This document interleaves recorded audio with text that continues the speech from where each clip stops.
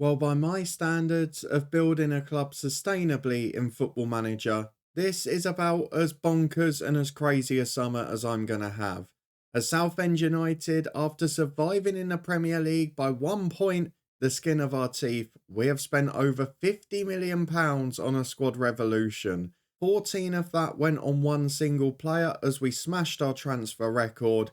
But to be fair, we have recouped almost 40 for the players that are leaving the club.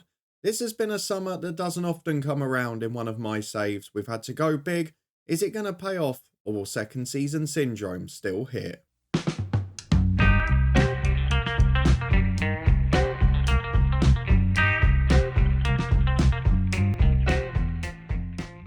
Yes, hello, and welcome along to part 55 of Saving Southend with me, Daniel.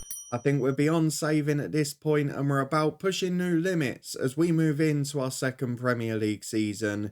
It's been a remarkable rise, followed by what you have to call probably a fortunate and narrow escape last season. We survived by 1 point on 34, and we've taken action to try and put that right. We've gone big in a transfer window, which we knew we were going to have to. A lot of the squad either 1 year away or out of contract, and a lot of players that were either not good enough or legacy players from the lower leagues. So if you're looking forward to seeing what I've spent my 50 million on and where I've got my 40 million back, then please do put a thumbs up on the video.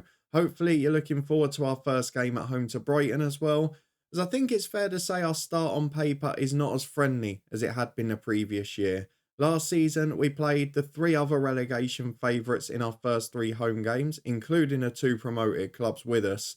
This season, it's no such luck, I'm afraid, as we face Brighton, Spurs, Liverpool and Manchester United in our opening four. But we'll get to all of that in a minute, because for now, we are going to be reflecting on a very busy summer transfer window. A lot of action on and off the pitch. We've still kept to a wage structure though.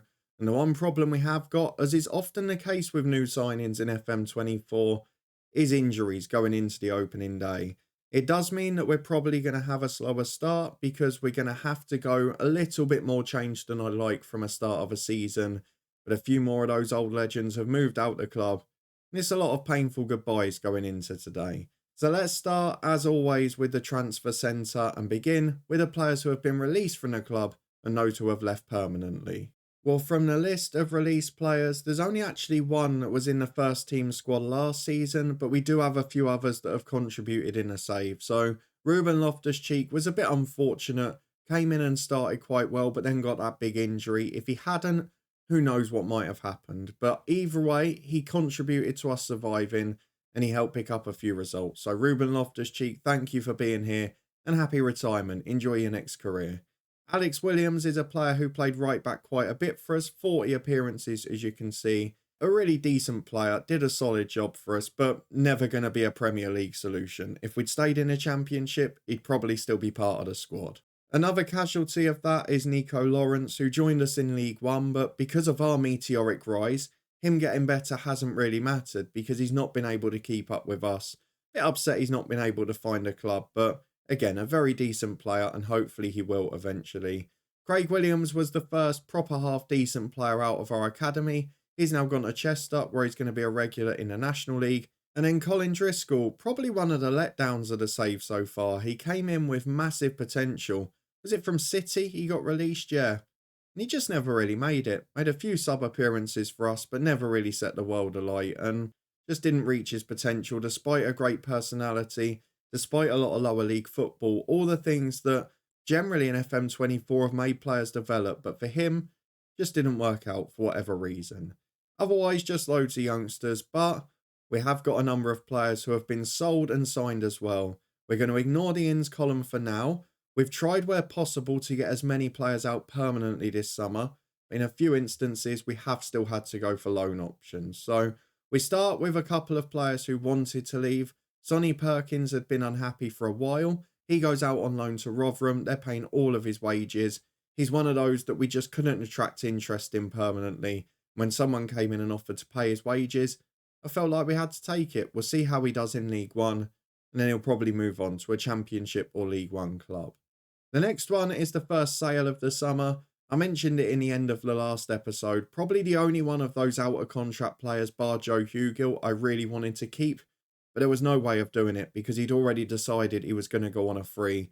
So a year early, we've got some money out of it. 6.5 million for Anselm, and it is a sell-on fee as well. But a really decent player again, contributed for us in both Championship and a bit in the Premier League. Loved the red card, which was a bit of a concern. But again, we couldn't really compete with the wages they were offering. He's got brilliant physicality, he's got the model citizen personality, and if he develops and does well, we'll make money out of it. Ezra Carrington, another forgotten man, out on loan last year and out on loan again this time. He's playing as a rotation option for Motherwell in the Scottish Prem and has made one decent sub appearance so far, so we'll see how he progresses out there. Moving into this season, we have got plenty more going out, and the first name is a pretty big one. Jarell Kwanzaa, double promotion winner with us, first on loan, then as a permanent addition. Has played 4 seasons at the club and done well in most of them, but the Premier League just proved one step up too much. If you get him after the January updates released, you're probably going to get a player with Premier League potential, but in this save, it just wasn't the case. Either way though, we signed him for free. He spent 3 years at the club and then went for 5.5 million. That's a good deal in my book. At 27 years of age as well, I'm really happy with the work we've done. And to be fair, last January when Reece Williams came in, he already dropped down the pecking order a bit, so it made sense to let him go and get someone with bigger potential. We've then got a couple of people leaving on a free. Chris Lewis, one of those who we signed a couple of years ago, just didn't work out as a free agent. Conley Lawrence Wolfenden is another one of our academy players, but again, just hindered by how quickly we've developed and he's not ready to make it at this level. But the next permanent departure is Stefan Parks, who goes to Gladbach for 2.5 million. To get him for 35 grand, to be important in 2 promotions and to feature a fair bit last year as well. To then get 2.5 million with just 1 or 2 years left on his deal. Great business for the football club. Very happy with him. And to be fair, he wanted to go as well, so it made sense. We've got Ishmael, we had Lejnik as well. We probably don't need him anymore. The big one who we didn't want to lose this summer though, but we knew we were going to, is Andre Santos. And the solace I take from this is the money we got in for him is more than the fee we paid for any player this summer.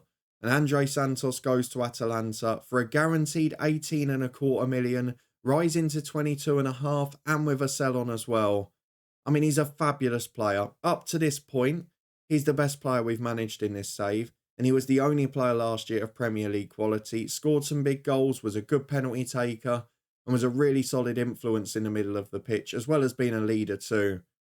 But it's too good to turn down. He goes to play at the top end of Serie A. He'll have European football. He's tripling his wage. I mean, you can't begrudge him what he's getting, can you? So thank you to Andre Santos for being the first real star to sign. And he was probably that big difference between the first and second year in the Championship, where he came in and just allowed us to control games from the midfield. We had a few youngsters going out on loan after that, so a couple from the youth academy, the likes of Clampin being there. Richard Mabin, the old Barry signing, he's gone out this time to the EFL. Danny Walker's one has gone a little bit awry. I'm not sure what's happened because the loan deal's been agreed. All the options to do things have gone, but he hasn't actually gone, and it's not in the pending deals or anything. So I think we've had a real glitch there. And I'll see if he's available to play for us as the year goes on, but something's definitely gone wrong there. Sean Rose, another one who's featured before, who's going out on loan, again is developing, but not at the same rate as our football club, which is just a shame for him. After that, though, we say goodbye to a man who's featured in 2 of our promotions, albeit in different spells. Dan Cox has moved on to Preston, 300 grand with 1 year left on his deal after a loan spell away. Again, a solid backup player, but not at this level, so we say goodbye to him. Reece Russell-Denny goes on a fee-paying loan, another good Championship player who we'd kept around last season as a loan option because we thought, well, if we go back down, we'll probably need him. That's not going to happen. We couldn't get a permanent deal. So to see out his contract, that's the best we could do. Our feeder clubs have taken a couple of youngsters, Jack Swift from our academy to Ebbsfleet, Englefield to Chesterfield. And then further down, we've got a surprise bid for one of our young players who, with the likes of Englefield a couple of years ago, and Chris Lewis, who we saw go for free, we got Tiago Paolucci in, who hasn't done that well, to be fair, where he's been away from loan. He's not really developed much, but he's got big potential. And as a result, Plymouth and a couple of other clubs came in for him, Watford and Cardiff, I think it was. So we've got 2 million quid, we've got a sell-on clause as well. Ultimately, we're making money out of this project, no matter which way we do it. Roddy McGregor is the next first teamer to go. He's on loan to Bristol Rovers. Again, one of those we just couldn't find a permanent deal for. And again, one who would have contributed if we'd gone back down. And then 3 legends at the end we say goodbye to. Tyler Goodrum has gone to Cardiff for 1.8 million. A big contributor, but he's wanted to go a while now. Massive for us in the Championship. 2 brilliant efforts. The year we came up, he got 17 assists. And even last year, he popped up with a couple of huge moments, including 2 match winners during the season. So well done to him, but not as big a legend as Aaron Presley. He goes to Wigan for just shy of £1 million, again with 1 year on his deal, approaching the age of 30. How many goals did he score for us? God knows. He was part of 3 promotions, scored 5 last year, don't forget, when Hugo got injured long term, and he still popped up with a few goals. He's already scored on his debut for Wigan. He's going to be massive for them to make a profit after he scored 13, 8, 12, 7 and 5. I mean, what a man. He's been a huge part of our history. Another man who's been a big part of our story, though, is Daniel Rose. He also joined in League 2. In fact, we got him at the end of that National League season, just after we secured promotion. At the time, I was worried about spending 175 grand on a keeper when I had a similar ability option for free. But I had an instinct this guy was better, and boy was it proven right. The moments he produced in 3 promotions, that second Championship season, he was phenomenal. And he broke the clean sheet record there too. But last season, we all remember the moment, don't we? That first game of the season against Southampton, that 94th minute penalty save. That was the moment that ultimately made the difference. If we dropped those 2 points, we'd have been down. So Dan Rose, thank you for being a legend. Goes to Lincoln for 2.5 million. We've made a huge profit on him as well. He wanted to go. He had a year left on his deal. And he's been a brilliant servant for this club. So Dan Rose, best of luck for the future. That is a long list of people going out, including some legends. And there are 1 or 2 more who may follow. We've got the likes of Jayden Danns, who is possibly leaving the club. And there's 1 or 2 others who are wanted. We got an offer from Rangers for our backup keeper. And there's a few more in the 21s and 18s that may leave permanently or temporarily. But let's move on to the signings in, because it's been an exciting summer. A lot of these players I'd been targeting throughout the season. I showed you towards the end of last year. We put a lot of effort last season into improving and expanding our scouting team and setting up projects in areas where I know there was going to be untapped magic. So we've got high potential working in Eastern and Southern Europe. We've got Uruguay, we've got Argentina, and we've got Japan, where there are specific scouts who we've brought in from that region to scout that region. And the rewards have been pretty big this summer, let me tell you that. So really good work from that front. We've also managed to keep hold of most of those staff despite interest from elsewhere. And we've also managed to upgrade a couple of areas relating to that. So Mark Robbins, the under-18 manager now. Alexandre Leandro is our new head of youth development. Determined, Portuguese. Got a bit of knowledge from elsewhere as well. Let's get the scouting one up. Portugal, extensive scouting knowledge. Bit like Vasco Oliveira. Great coach, great determination. Should help us get better intakes as we move forward. And then further down, we've expanded the scouting team yet further.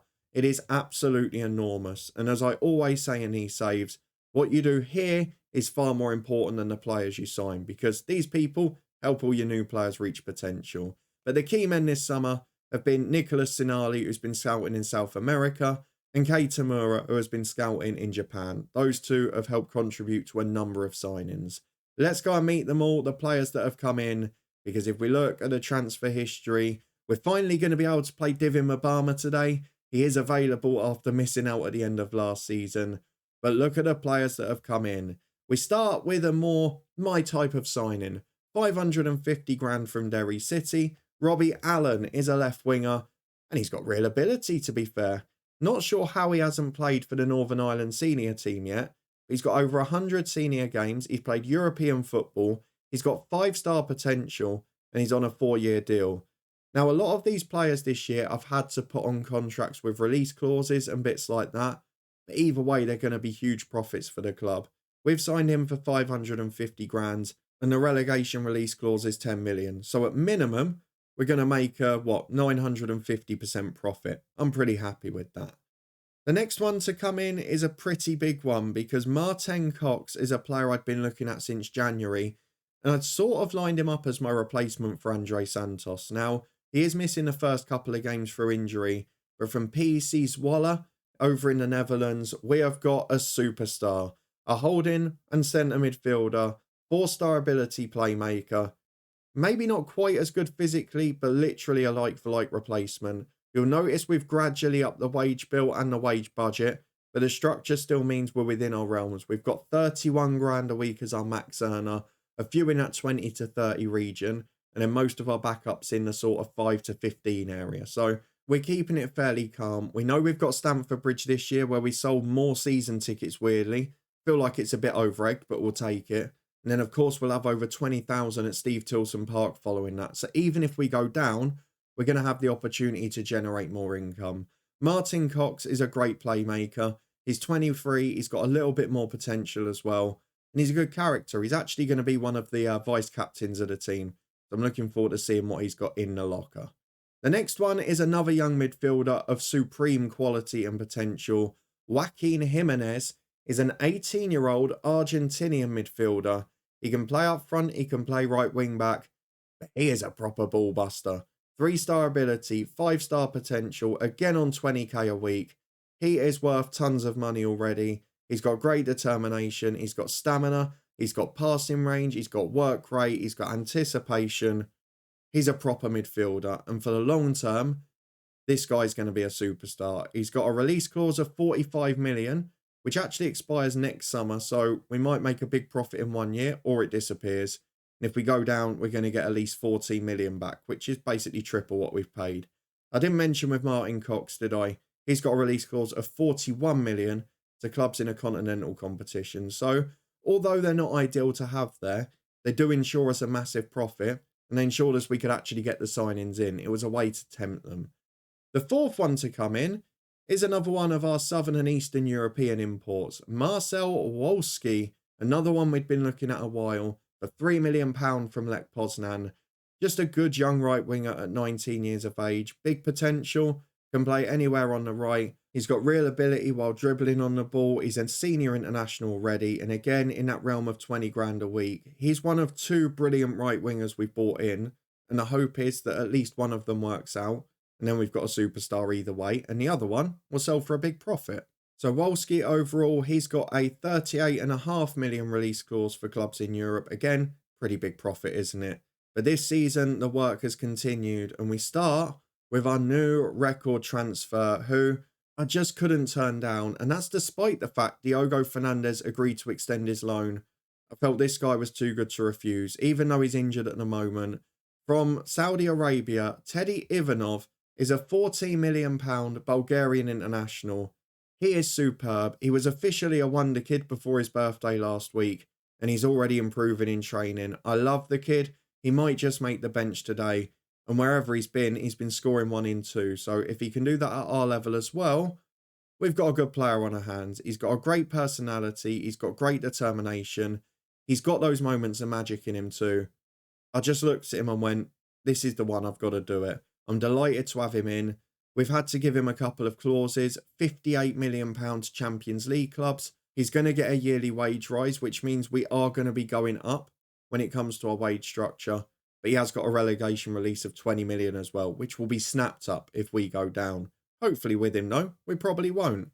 Let's have a look at the next one, who is a much more familiar name. Sam Amo Amior is a player we've kept after his loan from Southampton.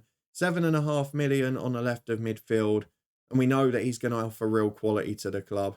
We've already bought in that young player from Derry City to compete, and for now, we've got this star to go as well. All of these players are going to go for more money than we've signed them for. We mentioned the Polish guy on the right. Well, what about the Japanese influence? Because I've followed in Luton Town's footsteps, and I've gone for a Japanese international. Keizuki Takatsuka from Kawasaki for 4 million. Let's take a trip back to the head coach vibes. We started in Japan there this year, and now the Japanese feel is coming to Southend. 3.5-star ability right winger, can play up front, can play number 10. He's just a class player again. For 4 million quid, we've got an absolute gem. Scored bucket loads of goals over in Japan. He's got a contract which is a little bit frustrating because he's got a minimum fee release of 15 million, but it does expire just before the January window, which I hope will be alright.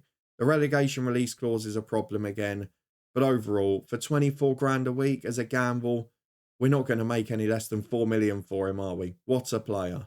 The next one was a director of football signing, and it was actually a young squad addition feel that we probably needed because we had 4 centre-halves last year, and towards the end we were finding that the back three was working, so having an extra option who can play wide centre-half is useful. We've got Josh Brooking back as our backup right back, but this guy Carl Allsop offers similar. He's a centre-half who's not the biggest or the best in the air, but he can play either side of a back three, he can play the cover duty really well. And on 10 grand a week, as a young player, we've signed for what, 500 grand? It's a super signing, isn't it? If we find we're playing the back four and he doesn't get much football, we'll loan him out in January to get half a year of first team football. But so far, for the money we've paid for him, he's a bit of a gem, and I was happy to accept his deficits for it. Not going to be first team by any means, but will be involved here and there. The next one is a new first choice goalkeeper, which is Andreas Caljo. Another one we've been watching for a while. He did actually reject us at the start of the summer, and we nearly had to sign James Trafford, which as a Luton fan would be a little bit difficult.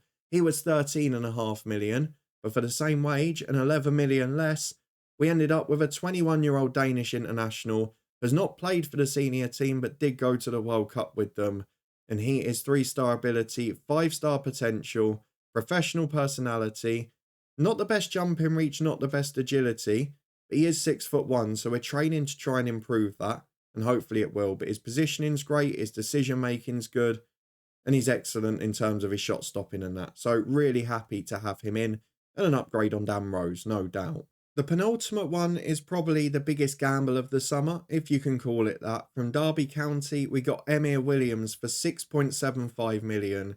Now, he's not actually ready to be a first team regular. The idea is he'll be behind Parker and Williams, and because of injury, he's going to have to start today. He's a player who I feel for the future, with a good personality, who's playing at a higher level than ever before. He'll have an opportunity to reach his peak. Now, he has played championship football for a few years, had one really good season, then didn't feature much last time out. But I do feel he's got potential for the future, and again, I feel we'll make a profit on him. And given the fact the only other option we could find was double the price from Watford, not quite as good and more injury prone, I felt I had to go for this one. He's got youth international experience, he's a good footballer. I trust him to do well. And the final one was just too good to refuse, to be honest, because the scouts found Christian Jiggle from Arsenal, who has been sold for 500 grand. How could I turn it down? Look at his potential, look at his ability. He's got Swedish international caps, and while he won't go out on loan at the moment, I'll try and get him a few appearances here and there, and then maybe loan him out in January. I am also retraining him to be a natural striker as an advanced forward. So I look at his attributes and think, yeah, you could be a gem up there. It does mean we're now trying to sell Jayden Danns because he can become our 5th striker as well. But overall, a wonderful window. Yes, a lot of young players. Yes, room for development in the future. And I'm still probably looking out for one more signing that may come a bit later. We missed out on 3 or 4 signings to the SPL. Weirdly, 3 or 4 signings to Brentford. If we can just add one more experienced face into the dressing room, I'll be really happy with that. It's worked the last 2 years with Loftus-Cheek, and before that, the year before we had Solly March, didn't we? They're the two I'm sort of looking to replicate and just get one superstar in. But all of that means that we are in a better position this year. Not that you would know it based on the media predictions, because we're still favourites to go down at 1,000 to 1. Not quite as heavy as last year compared to some of the other teams, but still, we are the favourites. But that's based on reputation rather than squad quality. We have a look at the squad, you may think, what about these couple of faces we talked about? Well, there are a couple of bits of good news, because Cameron Ishmael has signed a new deal with a higher release clause. Harrison Parker has signed a new deal with none. Ahmed Adeniji the same, albeit he's missed most of pre-season. And Joe Hugill has signed a new deal on 25 grand a week after reducing his terms. So we've managed to keep a few of the stars from before. We managed to keep a bit of the old vibes in. But overall, I'm just looking forward to the new season and hoping that we can really find a way to shine. So let's go and get through to the fixtures. It is Southend v Brighton on Super Sunday. What a game to start the season with, as we play at Stamford Bridge for the first time. while Steve Tilson Park gets redeveloped. We're going to find this year that we're going to be on Sunday a lot because of those games for Chelsea. And if they get picked for TV, then that's a bonus, isn't it? Let's get through the tactical meeting and look at our 11. It is 4-4-2 to Brighton. And that means it's 4-4-2 for us. But I'm incredibly confused, people. Because look at the attendance here. 17,132, including away fans. Let's go back to the inbox because we just had how many season tickets we sold? 19,280. So 2,000 season ticket holders have decided not to turn up. No away fans are coming and no general sale tickets have gone. Okay. I mean, that figure's probably the one that's wrong, but either way, none of it adds up. Let's get through the team selection and see what we've gone for because we, of course, are 4-4-2 as well. We've had problems with injuries in pre-season. We've had problems getting people fit. So there's loads of players who are unavailable or not up to full strength. And this is the 11 that we've gone for in full.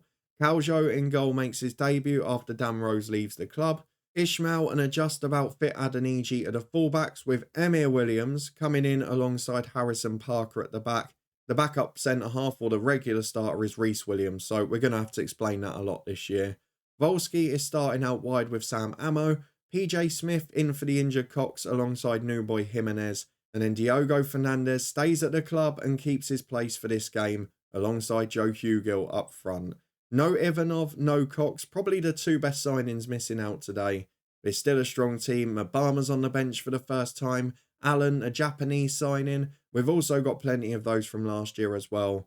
I'm feeling good about this. It might be a slow start, but it's going to be a good season. Through to Brighton we go. How do you think we'll get on? Well, two changes for Brighton, who haven't got a manager in place at the minute, but they have got Vicario in goal, Tommy Asu at left back, Jarrod Bowen's in there, Conor Gallagher's in there, and Emil Smith-Rowe is in a front two. They've got Edson Alvarez, Evan Ferguson, Anthony Gordon, and João Marquez and Joachim Anderson all on the bench. That's a pretty strong squad, people. We're going to say the pressure's all on them. You've got nothing to lose. The only positive is half of their stars are on the bench. So can we deliver? Can any of the new boys be heroes? Well, let's go and find out. Well, it's been a very quiet first 20 minutes with no highlights and no real chances, but we're back with Brighton on the attack. And Jimenez gets it half clear, but it's a misplaced pass. PJ Smith nicks in, but again it's back to Kai. And now Gallagher finds Bowen. It's good football. Up to the centre forward who scores. And it's 1-0 Brighton. Probably deservedly so on the stats so far. They've just about been on top. We're going to encourage the boys, but it's almost a case of don't panic this year. And I'm almost glad that we've got the difficult start on paper because with so many new signings, you know I hate to try and bed in loads at the same time.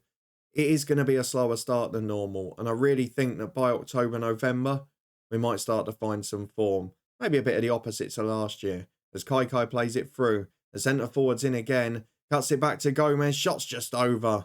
And it stays 1-0. But we're under siege at the minute. And it's just about surviving. We've offered nothing going forward. We've had next to no of the ball. But we have got a free kick now. We've had an EG. Just over the top. Onto the roof of the net. I mean, we wouldn't have deserved the goal, but it would have been nice. And without him fully fit, we're looking at the likes of Lejnik coming on later on. We're going to have a few that are struggling physically as well, Hugo in particular. It's not an ideal way to start. I mean, neither team's been brilliant, but Brighton have done enough. We're going to say we're disappointed. We've got most of them fired up, most of them motivated for it now. Are we going to get the reaction? As we approach the hour mark, we'll think about changes. We've had an EG on the right. He goes inside to Harrison Parker. Would be nice just to nick a draw or something, wouldn't it? Avoid defeat on the opening day as the new boy Williams finds Parker. Out wide to Adeniji. Again, keeping the ball, being patient, but we've got to find an opening soon. Adeniji inside to Jimenez. Back to PJ Smith. Parker again, wide to Adeniji. Smith, the new club captain, by the way, just because he is the best leader out there. Harrison Parker vice as Jimenez goes forward towards Hugill. Support on the left from Sam Ammo. Two in the middle if he can find them. Hugill's one. It's a good save from Vicario. We know Hugill's got that in him. He scored 8 last season before his injury and he scored on the final day. Can he add to it now and start quick again? Corner kick in. Vicario does well. With 10 gone in the second half. We're improving, but we're starting to show tired legs and we've not got anything on the goal front so far. So as we approach the final half an hour, there will be a few changes coming in now. Hugill is knackered. He'll be replaced by Mabama, who is also making his debut. We're going to go straight swap on the right with Volsky off for Takatsuka. We knew Adeniji wouldn't be able to do the full game, so Lejnik will come on right back there. And then in midfield, I know Jimenez hasn't had the best game. He's a bit fatigued, so do we go Jack Morehouse? I think we do. He'll come on to make it 4. We've got 25 minutes to go. 1 sub remaining. We'll encourage the lads. We'll push them on and just hope we can nick a draw. But Sam Ammo's struggling. So it'll be a final debutant for the last sub. Alan will come on. The 500 grand signing from Irish football. Are we going to get the reaction? It doesn't look like it. Gomez throws into Gilmore for Brighton. Tomiyasu on the attack. And if they score now, it'll be game over because it's just too late as it's into Smith Rowe. Great first touch. Cuts back in the end. Baselli at the byline. Cross in. Smith Rowe loses out again, but it falls for Gallagher. Oh, great effort. Good save. Cajo's done really well so far. With 5 to go, though, it's Brighton on top at the time we need to be attacking. Kind of wish we had more subs, but I'm looking at the players who aren't performing. Fernandez won't be first choice. Smith won't be first choice. It makes sense that we're struggling a bit with those players out. A lot of players bedding in, a lot of debutants today. And you know what? We've been competitive against a very good team despite that. I can't be too disappointed. We just need to get them bedded in. Brighton are taking their time over this one. They're in no rush. The corner's an outswinger. Tomiyasu away. With a couple of minutes to go. We're going aggressive. We're going to chase it. There's 5 minutes added on. And here we go, as it's the Brighton goalkeeper Vicario. Don't score now. Let it be a grandstand finish at least. Gilmore carrying it forward. Into midfield for Gallagher. PJ Smith closing him. Gone wide to Gomez though. Tomiyasu down the left-hand side. Finds Gomez. Gets down the line with a good ball in. The centre-forward's beating the centre-half to it. It's back towards Gomez. Morehouse does well. And clears downfield to Mabama. But he can't make it first. He's not quite fit and it showed there. Gallagher gets it wide to Baselli. We are in the Premier League under-21 league this year. So we can get a few of these guys. Fitness. As Ishmael has just stuck a foot out there. It's whether it's in the box or not. It's definitely a foul. Have we got Tim Robinson as ref again? This is a joke. Every single episode. Penalty awarded. 2-0 it's going to be. And that is a little harsh on the lads. There's not been 2 goals in this game. Gilmore steps up right-footed. Keeper goes the wrong way. And it finishes, I'm afraid, in comfortable defeat. And that's what happens when we have to go attacking. We don't have enough defensively. 2-0 to Brighton and Hove Albion, a very good side on paper. We were competitive, we got a lot of new players to debut. But after this tough start this month, we're going to have to turn it around. Even in the Carabao Cup, we've got a top championship team. We've not had any real favours so far. But 1, 2, 3, 4, 5, 6, 7 debutants already. That's how different it is to normal. I hate to have more than 2 or 3 in a usual team.